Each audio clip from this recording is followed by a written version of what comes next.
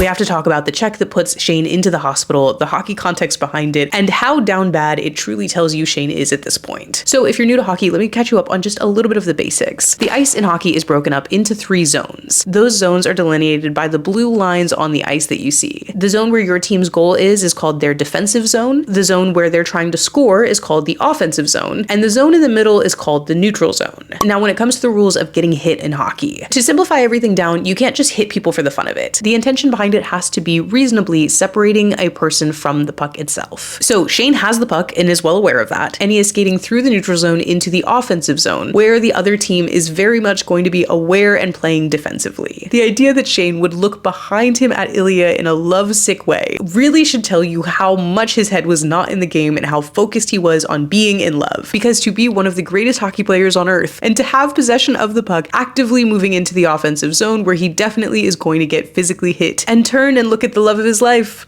I don't need to be sold. This was the moment that I knew they're in love. In all seriousness, the other thing that is kind of relevant here is that when Marleau hits him, it is a legal hit. And they talk about that. They say it's a clean hit and that Shane just didn't see it coming. And the reason for that is that there actually are rules in hits in hockey. Just like you can't hit someone just for the fun of it, you also have to, in theory, be giving this person enough time to brace themselves for impact. A player can hit you from either side or head on, but they can't hit you kind of between the numbers on the back. They can't hit you from behind. The point is that Marleau hitting Shane the way that he did is completely within the rules of hockey. And Shane looking behind him at Ilya is completely outside of the realm of normalcy when it comes to playing hockey. And I've seen this moment criticized a lot, and the first time I watched it, I was like, okay guys, really? However, I think it also starts to show us kind of the danger of their relationship. And you see Ilya kind of dealing with that as they go back into the hospital room later. For the first time, Shane, who thinks of nothing other than hockey and how to win, is actually distracted by thinking about something else. From the very beginning of this game, before the puck is even dropped, his head is not in this game.